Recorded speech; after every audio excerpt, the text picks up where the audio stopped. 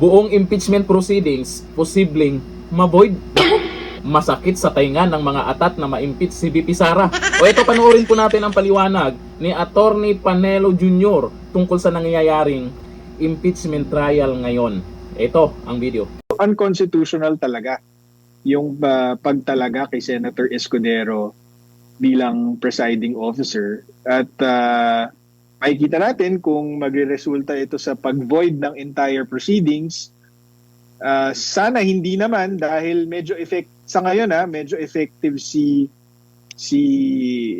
Senator Escudero bilang presiding officer. Para sa akin, he's handled it as well as anyone could. Kasi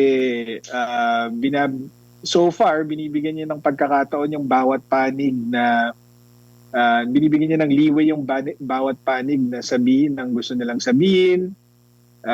Hindi masyadong technical siya mag-rule on the objections. So far, para sa akin, positive influence si Senator Escudero sa proceedings. Kaya lang, ang problema nga, unconstitutional siya. So meron talagang risk na ma-void yung entire proceedings. Ang tanong is, bakit ipipilit ng mayorya at ng mga taong nasa likod ng mayorya na gawing presiding officer si Senator Chis Escudero kung alam naman nilang may high risk of unconstitutionality yung ginagawa nila? Alam naman nila yan. Ang nangyayari kasi ngayon sa impeachment trial, parang kung baga gusto sigurong masira si VP Sara Duterte sa taong bayan. Nga lang kasi, napansin nyo naman ngayon, si VP Sara ang pinagtulungan, may pa-impeach pa silang nalalaman, pangalawa na to pero mataas pa rin yung trust rating niya. Pero yung isa, negative siya. Patuloy na nawawala na ng tiwala ang mga taong sumuporta sa kanya noon. Pansin nyo, may mga grupo na ngayon na dating nakasuporta sa kanya, pero nag-withdraw to support na. Kung baga dito sa ginagawa nila, ang balik, negative sa kanila. Diyan pa lang sa mga inilabas nyong ebidensya, inilabas nyong witness, wala. Bandang huli. Nga. O ayon dito sa mga nagkomento. Sabi ni Rachel Gordo, parang comedy court show lang ang impeachment ni VP. O, kasi napapansin nyo naman, yung mga nagba-viral ngayon, galing dyan sa live mismo ng impeachment trial puro mga katawa-tawang mga nangyayari dyan.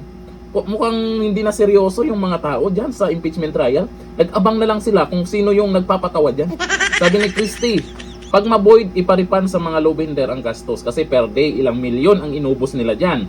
Sabi ni Senny Batulay, okay naman si Escudero, yun lang kasi dapat siya ang Senate President. Isa yan kasi sa talagang maki-question sa Supreme Court. Kasi hindi naman si Chis Escudero yung Senate President, pero siya yung ginawang presiding officer. Yan din yung mga ginawang maging dahilan kaya pwedeng ma-void itong impeachment trial kay VP Sara. Bakit naman kasi si Win Gatchalian? Hindi ba niya kaya? Magaling naman yan. Kaya niya yan, yung ginagawa ni Chis Escudero ngayon. Hindi yung nahanapan tuloy ng butas, yung pa-impeachment trial nila dyan. Sayang naman ang pera ng taong bayan na ginamit dyan. Kung ayaw nyo kasi kay VP Sara, talunin nyo na lang kasi talaga sa 2028 yan. Siguro alam nyo mismo na wala kayong pwedeng ipantapat kay VP Sara. Noon sana, yung mga tulpo, lalo si Raffy Tulfo. Yun nga lang, nung naging senador, anyari, lumabas yung kulay nila. Kaya wala, ito na lang yung paraan nila. Baka sakali na bumaba yung trust rating ni VP Sara dahil sa pa-impeachment trial. Pero yung ma-impeach si VP Sara, malabo yan. Yung mga umasa, mga uto-uto lang yung mga yan. Hanggang dito na lang, thank you. Bye-bye.